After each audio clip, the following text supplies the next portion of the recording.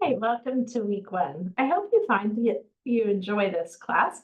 I've come up with a little information that might help you along as you do your discussion post, as well as when you think about the topics in general. And so I thought I would share that with you. For this week, we are going to look at the macro environment, which means everything in a big scope. So think the entire organization, the entire country, just big picture things. And so I think sometimes those can be a little hard because we easily think of our role within an organization, but we struggle to think about the organization as a whole and how it fits into the economy, how it fits into the environment for the industry that we're working in. And while everybody may work in a different industry, we all have similar things that we do, people we work with, and things that we feel are important. So I thought I would go over a few of those.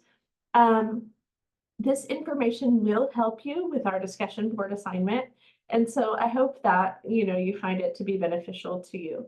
So when we think about the macro environment, we're looking at the economy, technology, legal. Legal could be like regulations, requirements, different things for different industries. We could also think of demographics and the natural environment. So I thought I would dig into the economy a little bit.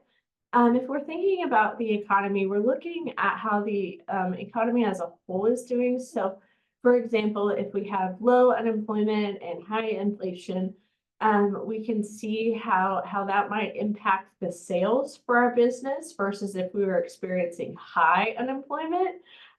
We would probably see less sales for most industries. So that's something you could think about. You could also look at technology. Think about how AI is transforming the way that we do business. That would be another idea. This particular infographic is actually from our textbook. So I hope that you've seen it there and can look at it there as well. So next, let's look at the competitive environment.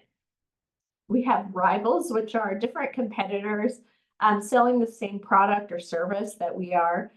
Suppliers, people we buy our inputs from, buyers, new entrants, substitutes, and complements. So a substitute would be somebody who's not necessarily in your line of business, but that can do something that would substitute for it. So let's say, for instance, you're in the restaurant business. You have a restaurant. You could think of a substitute as not a restaurant, but something that provides food. So you could think of maybe like a Papa Murphy's where you take and bake it, not really like a restaurant, but sort of. You could think of going to the grocery store. That would also be a substitute to the restaurant industry. You could also think of a complement. A complement for a restaurant might be a wine store. You may want to get some wine if you're, carrying out food or something like that.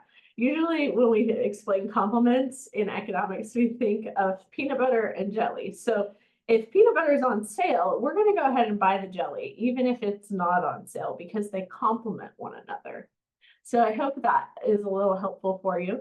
Finally, we're going to gear into this internal environment. We're going to look at this further in the future weeks, especially in week 2. This would be our culture, our values, and our climate. This is different for every company. Hopefully, there are similarities, things that are in alignment, but you're going to see things in your culture that are both good or bad at your work. And the values are going to be different. So I look forward to hearing your thoughts in all 3 of these environmental areas. If you do have questions, please reach out. I hope you have a great week 1.